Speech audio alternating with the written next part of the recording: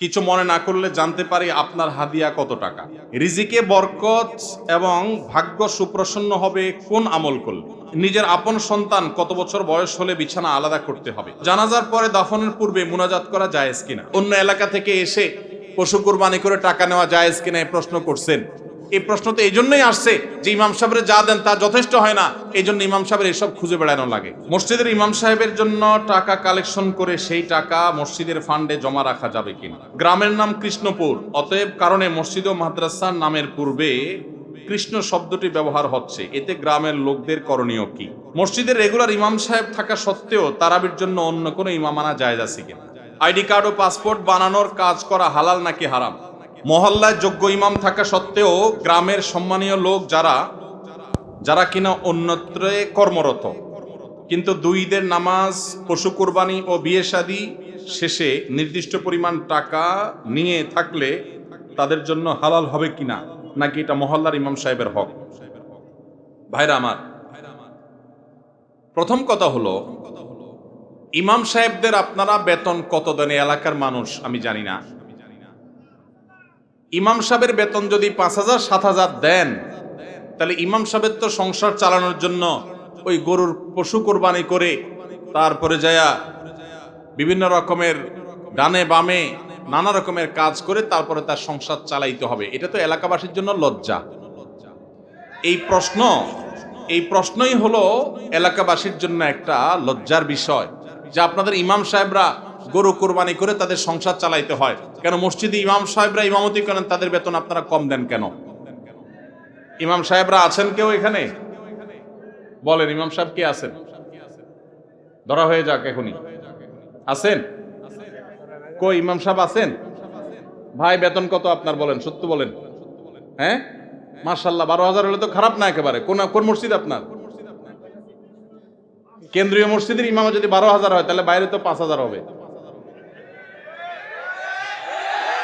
আর বাকি ইমাম সাহেবরা কই? ইমাম সাহেবরা আছেন কেউ? থাকলে হাত তোলেন।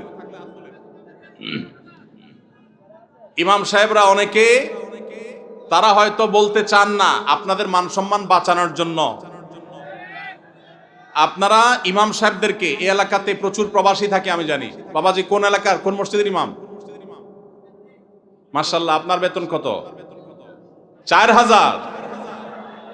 এই কপালপড়া এলাকার কোন লোক আছে এখানে? আছে? ছি ছি ছি ছি ছি, লজ্জা। ভাই, এই এলাকার মানুষ যারা, ভালো করে শুনে রাখেন, এই মসজিদ কমিটির যারা দায়িত্বশীলরা আছেন, আল্লাহকে ভয় করেন, আল্লাহকে ভয় করেন। আপনার যে ইমাম সাহেব 5 ওয়াক্ত নামাজ পড়ানোর দায়িত্ব নিয়েছেন, এই 5 ওয়াক্ত নামাজ পড়াতে গেলে আর তেমন কোনো কাজ করা যায় না। ইমাম সাহেবদেরকে আপনারা 4,000 টাকা বেতন দেন। ছি ছি ছি, বাংলাদেশে কোনো কাজের লোকের বেতন এখন 4,000 টাকা পাওয়া কঠিন। ইমাম সাহেবদের এই অপমান, এটা কোন অবস্থাতে এলাকাবাসী সহ্য করা উচিত না।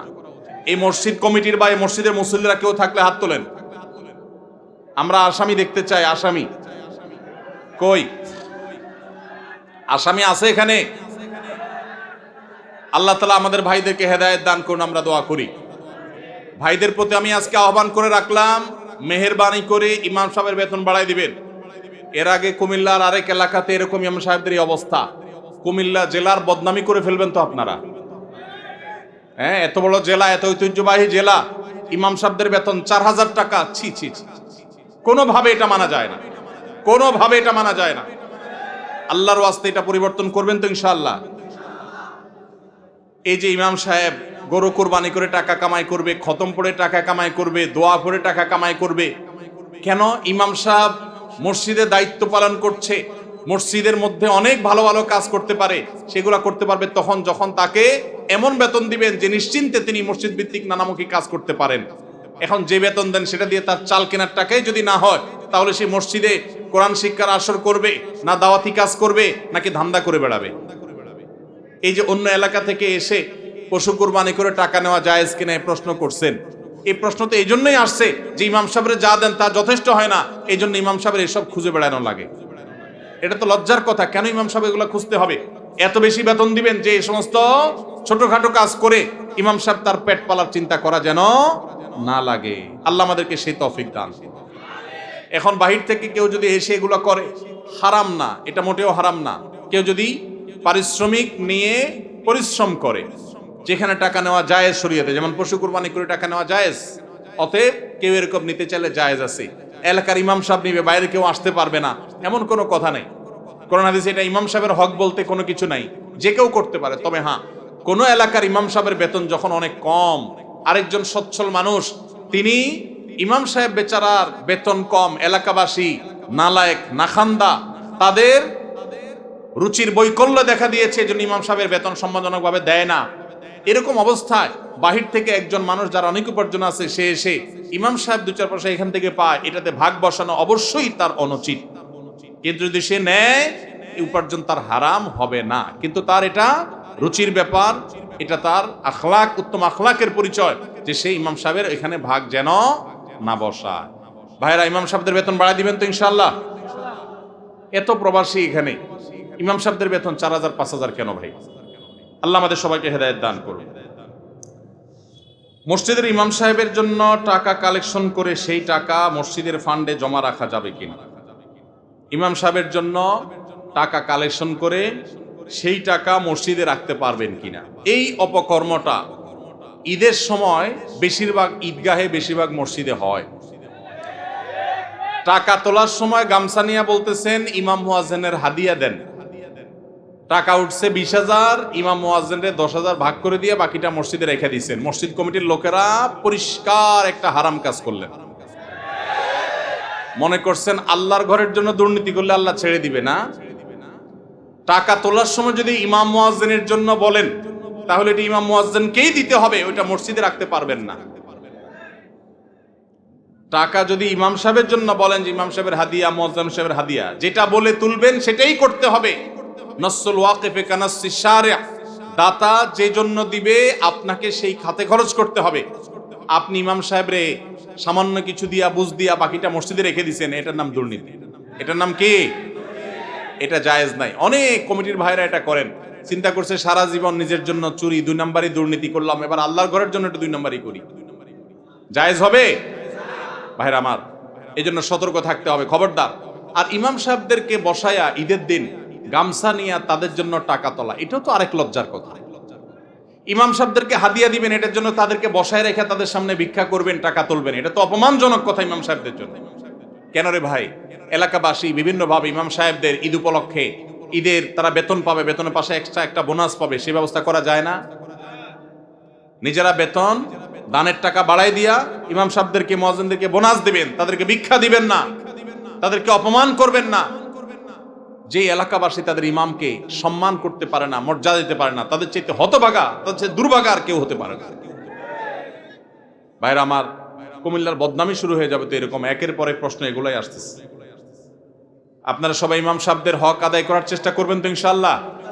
আর ইমাম সাহেব যারা, তাদেরকেও বলতেছি, আপনারাও নিজেদের আত্মমর্যাদা বজায় রাখবেন, প্রয়োজনে না খায় থাকবেন, কিন্তু নিজের মান সম্মান নষ্ট করে টাকা কামাই করতে যাবেন না। আল্লাহ আমাদের ইমাম সাহেবদেরকে সেরকম ইমাম হওয়ার তৌফিক দান করুন। এরপরে প্রশ্ন হলো, গ্রামের নাম কৃষ্ণপুর, অতএব কারণে মসজিদ ও মাদ্রাসার নামের পূর্বে কৃষ্ণ শব্দটি ব্যবহার হচ্ছে, এতে গ্রামের লোকদের করণীয় কি? কোনো অসুবিধা নাই ভাই। কৃষ্ণপুর ইসলামিয়া হাফিজিয়া মাদ্রাসা, কৃষ্ণপুর বাইতুর রহমান মসজিদ, কথার কথা, কোনো অসুবিধা নেই। জায়গার নাম যেটা আছে, সেই নামের মধ্যে যদি কোনো আপত্তিকর কোনো শব্দ থাকে, যেটা মুসলমানের বিশ্বাসের সাথে যায় না, জায়গার নাম হিসাবে সেটা উল্লেখ করলে গুনাহ হবে না। তবে যদি খুব বেশি আপত্তিকর নাম থাকে, যথাযথ নিয়মে প্রশাসনের কাছে এলাকাবাসী সবাই মিলে দাবি দাওয়া তুলে সেটার পরিবর্তনের চেষ্টা করা যেতে পারে, যদি সেরকম আপত্তিকর হয়। তবে এই যে কৃষ্ণপুর নাম আছে, এই কৃষ্ণপুর নাম এটা করে মসজিদ বা মাদ্রাসার সামনে বা শুরুতে থাকলে, যেমন এখানে আপনারা লিখছেন কৃষ্ণপুর ইসলামিয়া হাফিজিয়া মাদ্রাসা, কোনো অসুবিধা নেই, এটা জায়গার নাম। ঠিক একইভাবে কৃষ্ণপুর, কথার কথা, বাইতুর রহমান মসজিদ, বাইতুল করিম মসজিদ, জায়গার নাম লিখেছেন, কোনো অসুবিধা নেই। আপনি এখানে বিশ্বাস, আপনি কৃষ্ণের প্রতি বিশ্বাস করেছেন এমন কথা না, শুধু জায়গার নাম হয়েছে বিধায় এটার কারণে আপনার কোনো গুনাহ হবে না।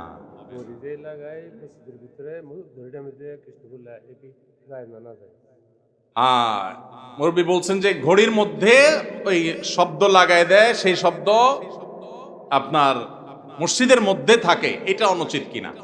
জায়গার নাম হিসাবে থাকলে তো নাজায়েজ না বলেছি, তারপরেও আল্লাহর ঘরের সম্মান, পবিত্রতা, মর্যাদা রক্ষা করতে গিয়ে তাওহীদের পরিপন্থী কথা, শব্দ, সেটা হোক জায়গার নাম, এটা ইমানি যে গায়রত, ইমানি যে আত্মসম্মান, এটার কারণে ওইটা অ্যাভয়েড করতে পারলে ভালো হয়। মসজিদে নাগা লাগানো তো কোনো জরুরি কিছু না, কাগজপত্রের বাইরে ঠিকানা হিসাবে লিখলেন, সেটা ভিন্ন কথা। অতএব এগুলো পরিহার করতে পারলে, বিশেষ করে মসজিদের ভিতরে মসজিদের পবিত্রতা এবং মর্যাদার খাতিরে অন্তত আল্লাহর সঙ্গে শিরক করা হয় এরকম কোন শব্দ, এরকম কোন বিশ্বাস এটা ধারণ করে, সেরকম শব্দগুলো মসজিদের ভেতরে না থাকলে ভালো হয়। কিন্তু যেটা বললাম, জায়গার নাম হিসেবে উল্লেখের কারণে আপনি মুশরিক হয়ে যাবেন, শিরক হয়ে যাবে, এই বিশ্বাসী হয়ে গেছেন, ব্যাপারটা সেরকম না। কারণ ইন্নামাল আমালু বিন্নিয়াত, আপনি তো কৃষ্ণে বিশ্বাস করছেন না, আপনি জায়গার নাম হিসাবে উল্লেখ করছেন, আপনার নিয়ত তো বিশ্বাস না বা শিরক করা না, বিধায় সেটা আপনার শিরক হবে না। এরপরে প্রশ্ন হলো, নিজের আপন সন্তান কত বছর বয়স হলে বিছানা আলাদা করতে হবে? সন্তান বয়স যখন 10 হয়ে যাবে তখন তাকে নবীজি সাল্লাল্লাহু আলাইহি সাল্লাম বিছানা পৃথক করতে বলেছেন। তিনি বলেছেন, ওয়াহজুরুহুম ফিল মাদাজি'i ইযা বালাগু 10 আও কামা ওয়ারাদা ফিল হাদিস। কোন কোন বর্ণনায় ওয়াফাররিকুহুম আসছে। নিজের সন্তানদের বয়স যখন 10 হবে তখন তাদের বিছানা পৃথক করে দাও।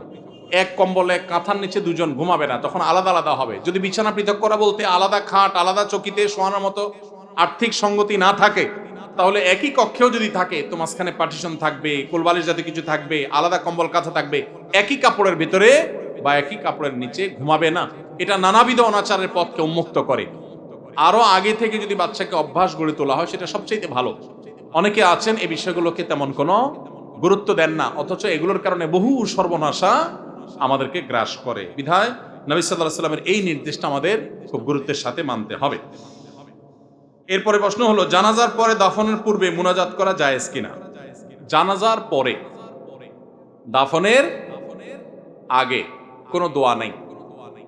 জানাজার পরে অনেক এলাকাতে জানাজার নামাজের পরে ইমাম সাহেব মুসল্লিদেরকে নিয়ে দোয়া করে, এটা সুন্নাত দ্বারা সাব্যস্ত নয়। জানাজার নামাজটাই তো দোয়া। জানাজার নামাজের মধ্যে আপনি পড়লেন আল্লাহুম্মা ফিরলি হাইয়িনা ওয়া মাইয়িতিনা, আল্লাহ মাই আমাদের মৃতদেরকে মাফ করে দেন, তো জানাজার নামাজে এটা পড়লেন, পড়েই তো সালাম ফিরালেন। পুরো জানাজার নামাজটাই তো দোয়া, তাহলে সালাম ফেরানোর পর আবার কিসের দোয়া? এই জন্য এই দোয়া সুন্নাহ সম্মত নয়। তবে মাইয়েতকে দাফন করার পর, কবরে রাখার পর, দাফন করে শেষ করার পর কেবলামুখী হয়ে যারা দাফন কাজে শরীক হয়েছেন সবাই যার যার মতো করে কেবলামুখী হয়ে মুর্দার জন্য দোয়া করা সুন্নাত। সেটা দাফনের আগে না পরে? দাফনের পরে কেবলামুখী হয়ে দোয়া করা সুন্নাত। সুন্নাতটা আমরা অনেকে জানি না, বেদাতটা ঠিকই জানি। সুন্নাতের খবর নাই, বেদাত নিয়ে টানাটানি। এই জন্য এই সুন্নাত যেহেতু আলোচনা নাই, জানাশোনা নাই, এটা আমরা জিন্দা করবো ইনশাআল্লাহ, ঠিক আছে না? মাইয়াতকে কবরে রেখে দাফন করে কিবলামুখী হয়ে আমরা হাত তুলে দোয়া করব। কি দোয়া করব? দোয়া করব, নবী সাল্লাল্লাহু আলাইহি সাল্লাম বলেছেন, সালু লি আখিকুম আত-তাসবীত, তোমরা তোমাদের ভাই যাকে দাফন করলা তার জন্য আল্লাহর কাছে দোয়া করো, সেই জন্য ঈমানের উপরে এখন মুনকার নাকিরের প্রশ্নের জবাবে যেন টিকে থাকতে পারে, অটল থাকতে পারে, সেজন্য আমরা মাইয়াতের জন্য দোয়া করব ইনশাআল্লাহ। মসজিদের রেগুলার ইমাম সাহেব থাকা সত্ত্বেও তারাবির জন্য অন্য কোনো ইমাম আনা জায়েজ আছে কিনা? আনা যাবে, কোনো অসুবিধা নাই। এই প্রশ্ন সব বোধহয় ইমাম সাহেবরা বাউ করে দিছে, সব তাদের স্বার্থের প্রশ্ন। ইমাম সাহেবরা দেয় নাই, তাহলে মুক্তাদির ইমাম সাহেবকে মহব্বত করেন, টাকা দিবেন না, কিন্তু ইমাম সাহেবের পক্ষে প্রশ্ন করবেন। মাশাআল্লাহ, এটা কেমন মহব্বত হইল? যাই হোক ভাই, ইমাম সাহেব যদি ভালো হাফেজ না হন, তেলাওয়াতের সৌন্দর্য আহামরি না থাকে, বাহির থেকে হাফেজ নিয়ে আসলে কোনো অসুবিধা নেই। এটা কোনো কথা না যে ইমাম সাহেবের পিছনেই নামাজ পড়া জরুরি। তবে হ্যাঁ, কোনো যৌক্তিক কারণ ছাড়া অনেক এলাকাতে আছে কমিটির সাথে ইমাম সাহেবের ভালো সম্পর্ক নাই, শত্রুতা করে এখন বাইরে থেকে লোক হায়ার করে আনে। এটা অন্যায় কথা, এটা জুলুম। যার পিছনে নামাজ পড়বেন তার প্রতি আপনার যদি এতটুকু শ্রদ্ধাবোধ না থাকে তাহলে অবশ্যই সেটা অনুচিত কাজ, সেটা গর্হিত কাজ। এই জন্য এটা করা জায়েজ হবে না। আমি একজন প্রাইমারি স্কুলের শিক্ষক, সকাল 9টা থেকে 4টা পর্যন্ত আমার কর্মঘণ্টা, 4:15 পর্যন্ত আমার কর্মঘণ্টা। 5 বছর বয়সী বাচ্চা থেকে শুরু করে 12 বছরের শিক্ষার্থী পড়ে। প্রতিটা ক্লাসের সময়কাল 40 মিনিট। সকালে 3-4টা ক্লাস নিলে শরীর আর চলে না। পরবর্তী ক্লাসগুলো শুরুর ক্লাসের মতো মনোযোগ দিতে পারি না, তাতে কি আমার বেতনের টাকার কোনো প্রবলেম হবে? শত শত কোমলমতি শিক্ষার্থী সামলানো অনেক কষ্টকর হয়। ভাইরা আমার, আল্লাহ কোরআনে বলেছেন লা ইউকাল্লিফুল্লাহু নাফসান ইল্লা উসআহা, সাধ্যের বাইরে কোনো কিছু করতে আল্লাহ আমাদেরকে বাধ্য করেন নাই। এজন্য আমাদের উচিত হবে যে আমরা যারা চাকরি করব, যতক্ষণ সাধ্য থাকে ততক্ষণ আমরা মনোযোগ দিয়ে কাজ করব। আমার এনার্জি আর কুলাচ্ছে না। আগে প্রথম আইসা যেরকম করতে পারছি সকালের দিকে, দুপুরের পরে শরীরে এনার্জি একটু কমে যাবে, এটা স্বাভাবিক। এর কারণে ইনশাল্লাহ আপনি আল্লাহর কাছে পাকড়াও শিকার হবেন না। যদি আপনি ইচ্ছাকৃত গাফিলতি করেন, মোবাইল টিপাটিপি করে সময় নষ্ট করেন, বাচ্চাদের ক্লাসে দেরিতে যান, তাহলে সেজন্য আল্লাহর কাছে জব দিয়ে করা লাগবে। কিন্তু আপনার এনার্জি কমে গেছে, প্রথম ক্লাসের মতো মনোযোগ আর ধরে রাখতে পারছেন না, এর কারণে আপনি গুনাহগার হবেন না। আলহামদুলিল্লাহ, এরকম শুদ্ধ সুস্থ চিন্তা করার মানুষ যে আছে, বান্দার হক সম্পর্কে এতটা সচেতন মানুষ আছে, এটাই তো একটা সমাজের জন্য আনন্দের বিষয়। আলহামদুলিল্লাহ, সন্দেহাতীত ভাবে এটা একটা সুখের সংবাদ যে একজন ভাই চাকরি করে, স্কুলে চাকরি করে তার ঠিকঠাক মতো বেতনটা হালাল হচ্ছে কিনা, তার মনোযোগ কমে যাচ্ছে, সেজন্য আল্লাহর কাছে দায়ী থাকবেন কিনা, এই যে চিন্তা মনে আসছে, এটাকেই বলে ঈমানী চেতনা। এই ঈমানী চেতনাই তো আমাদেরকে ভালো মানুষের দিকে নিয়ে যায়। আল্লাহ আমাদের এই ভাইকে আরো বেশি ঈমান আমল বাড়ানোর তৌফিক দান করুন। মুআবিয়াকে কি সাহাবী হিসাবে সম্মান করা যাবে? নাউজুবিল্লাহ, এটা কেমন প্রশ্ন করেছেন? যে ভাই প্রশ্ন করেছেন তার হয়তো জানার ঘাটতি আছে। মুআবিয়া রাদিয়াল্লাহু তাআলা আনহু নবী করিম সাল্লাল্লাহু আলাইহি সাল্লামের অত্যন্ত স্নেহভাজন, অত্যন্ত স্নেহধন্য সাহাবীদের একজন। সাহাবী হিসাবে সম্মান করা যাবে কিনা, মানে সিনিয়র সাহাবীরা, তার জীবদ্দশায় সিনিয়র বড় বড় সাহাবীদের কেউ তাকে অসম্মান করেছেন দেখাতে পারবেন? তাহলে আপনার মনে প্রশ্ন কোত্থেকে আসবে? সাহাবীদের মধ্যে নিজেদের মধ্যে বহু বিষয়ে মতপার্থক্য হয়েছে, এমনকি যুদ্ধ পর্যন্ত হয়েছে। নবীজি সাল্লাল্লাহু আলাইহি সাল্লাম পরিষ্কারভাবে নিষেধ করেছেন যে আমার সাহাবীদেরকে গালমন্দ করবে না, সমালোচনা করবে না। নবীজি সাল্লাল্লাহু আলাইহি সাল্লামের এই হাদিস থেকে বোঝা যায় সাহাবীদের কোনো ভুল, কোনো ত্রুটি হতে পারে মানুষ হিসাবে, কিন্তু হলে সেটার কারণে সমালোচনা করা, গালমন্দ করার অধিকার আমাদের নাই। আপনার বাবা যদি তার কোনো ভুল হয়, আপনি কি সেটার সমালোচনা করে বেড়াবেন? সাহাবীদের সম্পর্কে নবী সাল্লাল্লাহু আলাইহি ওয়াসাল্লাম হাদিসগুলো একটা একটা করে পড়ে দেখবেন। এটা দুর্ভাগ্যজনক যে আমাদের সমাজে এই জাতীয় বিষয়গুলোকে নানাভাবে আমাদের সামনে এস্টাবলিশ করা হয়েছে, নানাভাবে। দেখুন, সাহাবীরা সবাই ভুলের ঊর্ধ্বে, সবাই নিষ্পাপ, মাসুম, এটা আহলুস সুন্নাত জামাতের কারোর আকীদা বিশ্বাস না। কিন্তু তাদের যদি কোনো ব্যক্তিগত সিদ্ধান্তে ভুল হয়, ইজতিহাদি বুঝার কোনো ভুল হয়, আপনি আমি সমালোচনা করবার কোনো অধিকার নবী সাল্লাল্লাহু আলাইহি সাল্লাম আমাদেরকে দেন নাই। কে সাহস দিয়েছে আপনাকে যে আপনি আল্লাহ নবী সাল্লাল্লাহু আলাইহি সাল্লামের সাহাবীর দোষ বা ভুল চর্চা করবেন, সমালোচনা করবেন? মনে রাখবেন, কোরআনের আয়াতে আয়াতে দেখবেন আল্লাহ তাআলা সাহাবীদের পুরো জামাতের বিভিন্ন প্রশংসামূলক বাক্য ব্যবহার করেছেন। সীমাহুম ফি উজুহিহিম মিন আসারিস সুজুদ তারাহুম রুকআন সুজদান ইয়াবতাগুনা ফাদলাম মিনাল্লাহি ওয়া রিদওয়ানা। সাহাবীরা, আল্লাহ বলছেন তারা আল্লাহর সন্তুষ্টি চায়, অন্য কিছু চায় না, ইখলাস আছে তাদের, আর আপনি সমালোচনা করেন কিভাবে? ভাইরা আমার, মুআবিয়া রাদিয়াল্লাহু তাআলা আনহু কে জানেন? তিনি সেই সাহাবী যাকে নবী সাল্লাল্লাহু আলাইহি সাল্লাম ওহী লেখার দায়িত্ব দিয়েছেন, কাতেবে ওহী। সহজ কথা না। জিবরিল আলাইহিস সালাম যখন নবীজির কাছে ওহী নিয়ে আসতেন, তিনি লেখা জানতেন না, নবীজি লেখা জানতেন না। কত বড় বিশ্বাস করলে, কত বড় আস্থা থাকলে মুআবিয়া রাদিয়াল্লাহু তাআলা আনহু লিখছেন, কি লিখছেন নবীজি? তিনি যেহেতু লেখাপড়া জানতেন না, তিনি উম্মি ছিলেন, কি লিখছেন তিনি জানেন না, কত বড় বিশ্বাস থাকলে তাকে দিয়ে নবী সাল্লাল্লাহু আলাইহি সাল্লাম ওহী লেখাইছেন। সেই কাতেবে ওহী, তিনি সাহাবী হিসাবে পরিপূর্ণ মর্যাদা পাবেন। ভাইরা আমার, ঈমান নিয়ে যারা নবীজিকে দেখেছেন এবং ঈমানদার অবস্থায় গেছেন, তাদের যদি কোনো ভুল ত্রুটি হয়ও, আপনারা একটা হাদিস সহিহ বুখারীতে পাবেন। নবীজি বলেছেন, যারা বদরের যুদ্ধে শরীক হয়েছে, অংশগ্রহণ করেছে, তাদের সম্পর্কে নবীজি সাল্লাল্লাহু আলাইহি সাল্লাম বলেছেন যে আমালু মা শি'তুম কাদ গাফারাল্লাহু লাকুম, যারা বদরে শরীক হয়েছো তোমরা যা খুশি করো, আল্লাহ তোমাদের মাফ করে দিয়েছে। আল্লাহ যদি মাফ করে দেয়, আপনি সমালোচনা করার কি? আপনার আমার সমালোচনা করার রাইট আছে? এরকম সাহাবীদের নিয়ে এরকম আরো বহু হাদিস আছে। সব হাদিসগুলোকে সামনে রাখলে বোঝা যায় এটা আমাদের ঈমানের যে ধ্বংসাত্মক একটি বিষয়।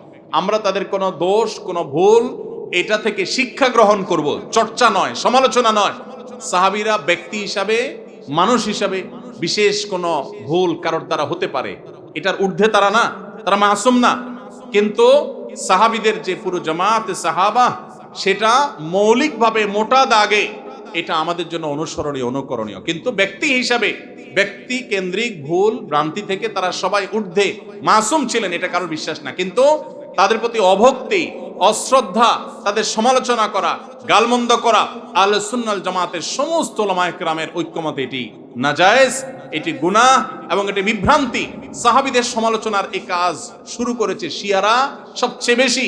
তারা আম্মা জান আয়েশা রাদিয়াল্লাহু তাআলাকে গালমন্দ করে, আবু বকর রাদিয়াল্লাহু তাআলাকে গালমন্দ করে, আলী রাদিয়াল্লাহু তাআলাকে গালমন্দ করে, আর অনেক সাহাবীকে, আলী রাদিয়াল্লাহু তাআলা ছাড়া অন্য যে সমস্ত ওমর রাদিয়াল্লাহু তাআলাকে গালমন্দ করে, তারা নবীজির সাহাবীদেরকে গালমন্দ করে। এটা শিয়াদের কাজ।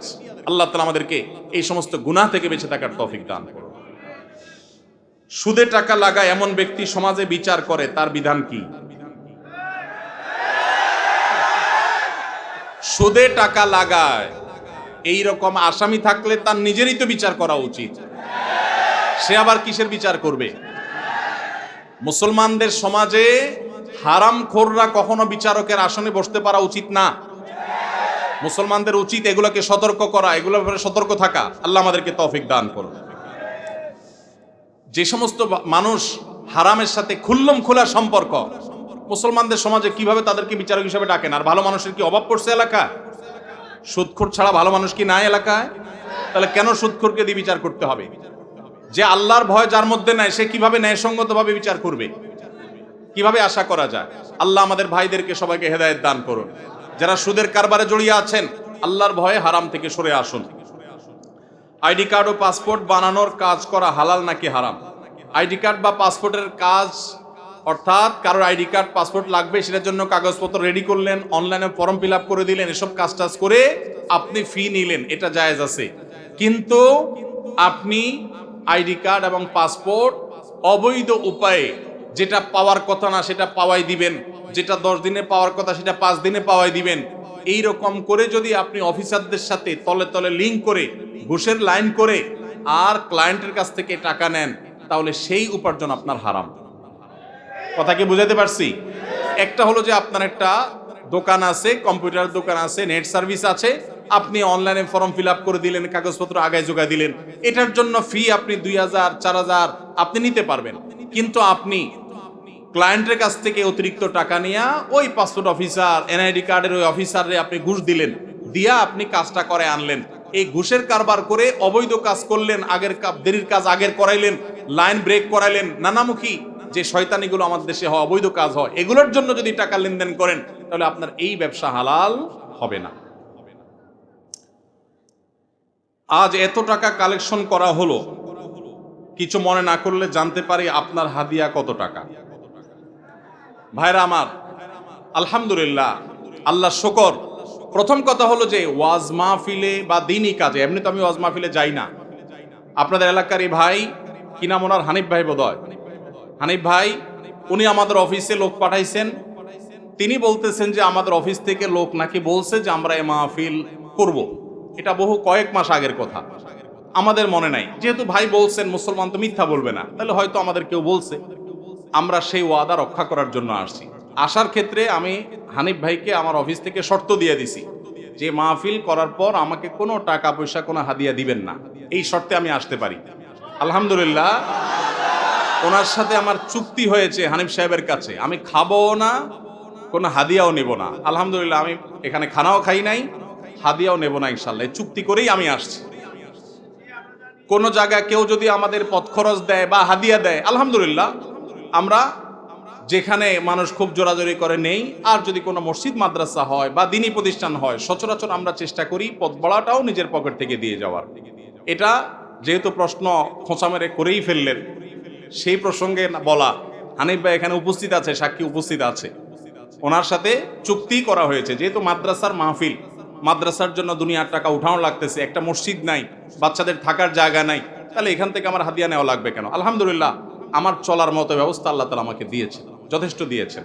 অতএব আপনারা বরং মসজিদের জন্য সহযোগিতা করবেন, জমির জন্য সহযোগিতা করবেন, করবেন তো ইনশাআল্লাহ? মাদ্রাসার ছাত্রদের থাকার ভালো ব্যবস্থা যেন হয়, সেজন্য সাহায্য করবেন, ঠিক আছে না ইনশাআল্লাহ? আর আমাকে হাদিয়া দেওয়া লাগবে না, ইমাম সাহেবদের বেতন বাড়াই দিয়েন। ইমাম সাহেবদের বেতন বাড়াই দিবেন তো ইনশাআল্লাহ?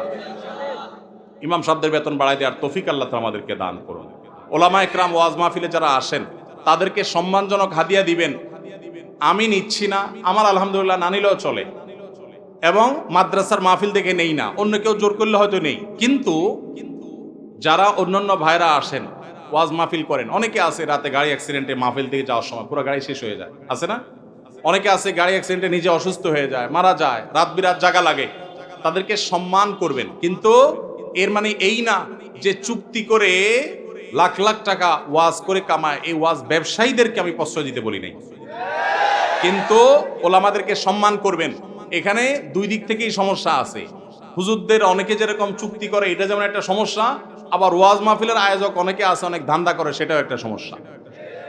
আমি আজ থেকে অনেক বছর আগে, আপনার জেলার নাম বলবো না, যে কোনো এক জেলা মাহফিলে যাওয়ার পর আমি দেখি এরকম মোটা একটা খাম ধরাই দিছে আমারে। পরে যায় খুলে দেখি ওখানে টাকার সাথে বাকি সব কাগজ দিয়ে মোটা করে দিচ্ছে। এত নিকৃষ্ট মানুষও এই সমাজে আছে। তো এই জন্য সংশোধন বক্তাদেরও হইতে হবে, আয়োজকদেরও হতে হবে, শ্রোতাদেরও হওয়া লাগবে। শ্রোতারা ওয়াজে আসছেন কি জন্য? কিছু শুনে আমল করার নিয়তে। এই যে এতগুলো কথা শুনছেন, এগুলো আমল করতে হবে, ঠিক আছে না ভাই? ইনশাআল্লাহ। যদি শুধুমাত্র ওয়াজ মাহফিলে আসেন তামাশা দেখার জন্য, তাহলে হবে না, আমল করার নিয়তে আসতে হবে। আয়োজকদের উদ্দেশ্য হবে আল্লাহর সন্তুষ্টি, আলোচকদের উদ্দেশ্য হবে আল্লাহর সন্তুষ্টি, এবং শ্রোতাদের উদ্দেশ্য হবে কি? আল্লাহর সন্তুষ্টি। আল্লাহ তাআলা আমাকে, আপনাকে, আমাদের সবাইকে ইখলাসের সাথে কাজ করার তৌফিক দান করুন। ভাই সময় অনেক হয়েছে, আমার মনে হয় শেষ করা দরকার। হ্যাঁ ভাই, আর প্রশ্ন দিয়েন না। প্রশ্ন ফাঁক ফোকর দিয়ে দিচ্ছেন, কি প্রশ্ন দিচ্ছেন না দিচ্ছেন আমি দেখতেও পারতেছি না, আরেক মুসিবত।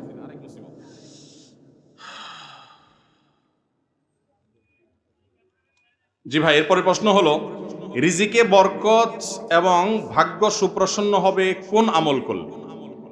ভাইরা আমার, এই যে শবে বরাত আসছে, ভাগ্যে ভালো কিছু লেখা হয় শবে বরাতে, এই বিশ্বাস থেকে হুমড়ি খেয়ে মানুষ মসজিদে আসে, ঠিক না ভাই? ঠিক। ভাগ্যে ভালো কিছু লেখা হয় কবে? একটা হলো মানুষের সৃষ্টিরও 50,000 বছরে আল্লাহ তাআলা ভাগ্য নির্ধারণ করেছেন। আরেকটা হলো প্রতি বছর যেই রাতে আল্লাহ কোরআন নাজিল করেছেন, আল্লাহ সূরা দুখানে বলেছেন, সেই রাতে অর্থাৎ লাইলাতুল কদরে আল্লাহ তাআলা সব গুরুত্বপূর্ণ বিষয় ধার্য করেন। শবে বরাত যেটাকে আমরা বলি মধ্য শাবানের রাত, এই রাতে ভাগ্য নির্ধারণ হয়, এই মর্মে বিশুদ্ধ হাদিস বর্ণিত নাই। তারপরে আমরা জেনারেলি বলি, ভাগ্যে যেন ভালো কিছু আল্লাহ লেখেন, আপনার নসিবে যেন ভালো কিছু আসে, আপনার রিজিকে যেন আল্লাহ বরকত দান করেন, এর জন্য বেশ কিছু আমল আমরা কোরআন হাদিসের আলোকে বলতে পারি, সাজেশন দিতে পারি।